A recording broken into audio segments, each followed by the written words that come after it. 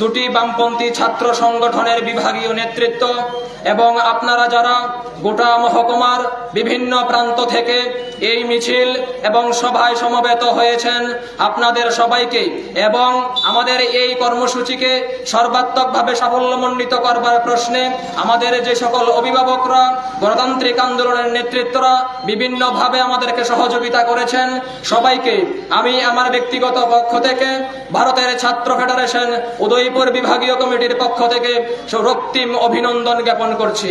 আপনারা জানেন যে আমরা আজকে কেন এই মিছিল এবং সভায় সমবেত হয়েছি।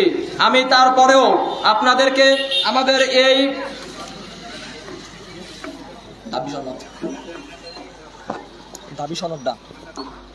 আমাদের এই মিছিলের দাবি সনদটা আপনাদের সামনে বলছি।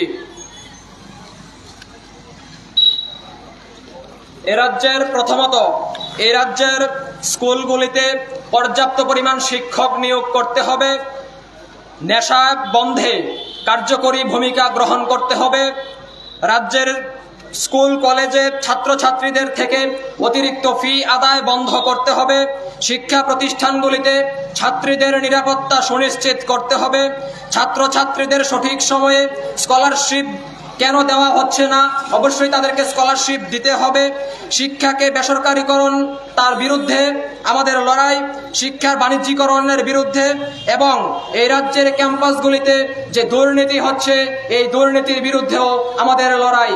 আমরা লক্ষ্য করেছি 2018 সালে এই রাজ্যের রাজনৈতিক পালাবদলের মধ্য দিয়ে বিজেপি, আইপিএফটি এবং তিপ্রামথা এই ত্রিফলা জোটের অপশাসনে পদপিষ্ট হয়ে এই রাজ্যের ছাত্রছাত্রীদের ভবিষ্যৎ যখন অন্ধকার থেকে অন্ধকারের অতল গহ্বরে নিমজ্জিত হচ্ছে, চারদিক থেকে যখন এই রাজ্যের শিক্ষা ব্যবস্থাকে ধ্বংস করবার নীল নকশা দিনের পর দিন তৈরি করছে, ঠিক সেই সময়ে আমরা লক্ষ্য করছি এই রাজ্যের ছাত্রদের ভবিষ্যৎ অন্ধকার করে দেওয়ার জন্য একের পর এক সিদ্ধান্ত গ্রহণ করছে।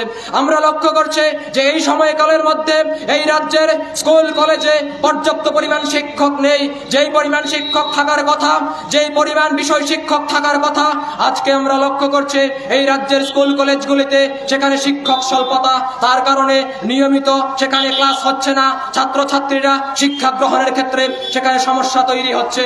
আমরা লক্ষ্য করছি যে এই সময়কালের মধ্যে যখন রাজ্যের ওই বিধানসভার শাসক দলের সদস্য থেকে পঞ্চায়েতের সদস্য আকণ্ঠ দুর্নীতিতে নিমজ্জিত, একই যাত্রায় পৃথক ফল হতে পারে না। আমরা দেখতে পাচ্ছি এই রাজ্যের ক্যাম্পাসগুলিতেও সেখানে দুর্নীতির আক্রা হয়ে দাঁড়িয়েছে। এই রাজ্যের ক্যাম্পাসগুলিতে ছাত্রছাত্রীদের কাছ থেকে হাজার হাজার টাকার বিনিময়ে স্কুল কলেজে ভর্তি করানো হচ্ছে। তার বিনিময়ে যেই সকল ছাত্রছাত্রীরা মেধাবী ছাত্রছাত্রীরা তার মেধার গুণে ভর্তি হবার কথা ছিল, তারা সেখানে ভর্তি হতে পারছে না। তার মধ্য দিয়ে রাজ্যের ছাত্রছাত্রীদের একটি দারুণ সমস্যার সম্মুখীন হতে হচ্ছে।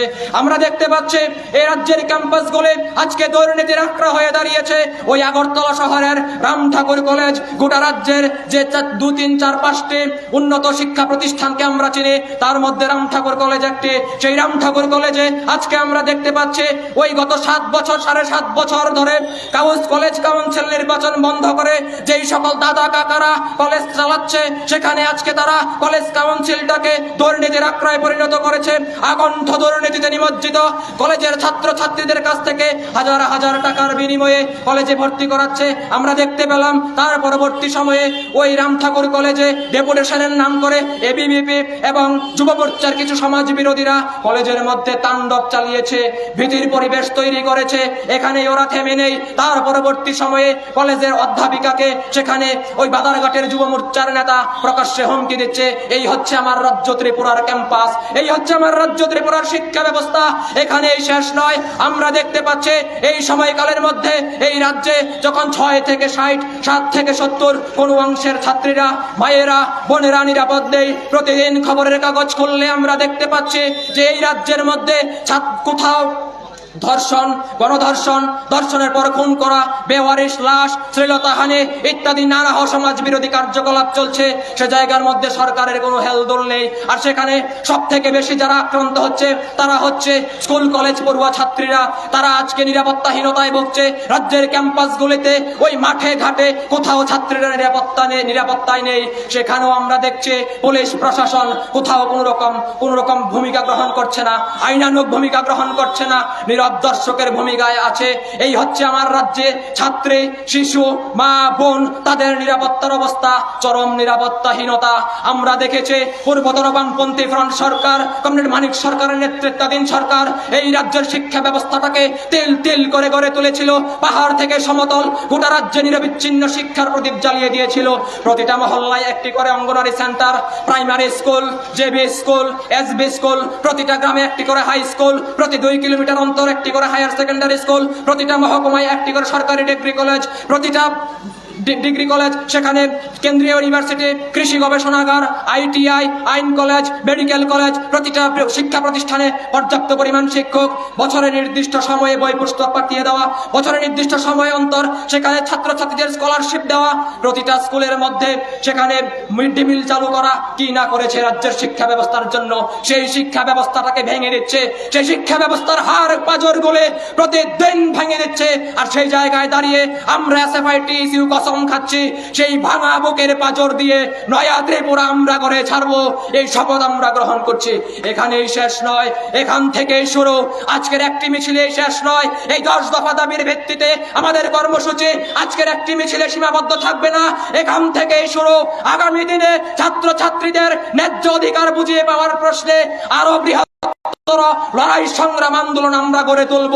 এবং সেই লড়াই সংগ্রাম আন্দোলনে একদিকে যেরকম আপনারা থাকবেন, এ রাজ্যের আরো বৃহত্তর ছাত্র সমাজকে ঐক্যবদ্ধ করবেন, অন্যদিকে এই শহরের শুভবুদ্ধি সম্পন্ন মানুষ, নাগরিক মন্ডলে, অভিভাবক মন্ডলে, সুচিন্তক নাগরিক মন্ডলে, শিক্ষা অনুরাগী মহল, যারা আজও এ রাজ্যের শিক্ষা ব্যবস্থার হাল হকিকত নিয়ে চিন্তা ভাবনা করেন, একটু বিবেচনা করেন কোথায় যাচ্ছে রাজ্যের শিক্ষা ব্যবস্থা।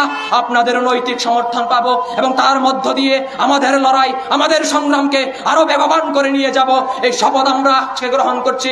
আমরা আমাদের লড়াই সংগ্রামের মধ্য দিয়ে এই সরকারের সকল নাকে হ্যাঁতে পরিণত করব। আজকের মিছিল আর আপনাদের মেজাজ প্রমাণ করেছে সরকারের সকল নাকে হ্যাঁতে পরিণত করবার হিম্মত SFITCUর রয়েছে। এই লড়াই আমরা লড়বো, তার জন্য যতটুকু করতে হয় তাই করব। প্রয়োজনে দেব মোরা এক নদী রক্ত, হোক না পথের বাধা প্রস্তুর শক্ত, অবিরাম লড়াইয়ের চির সংঘর্ষে একদিন সে পাহাড় টলবেই। SFITCUর সংগ্রাম চলবেই, SFITCUর সংগ্রাম চলবেই। ইনকলাব জিন্দাবাদ, ভারতের ছাত্র ফেডারেশন, উপজাতি ছাত্র ইউনিয়ন জিন্দাবাদ।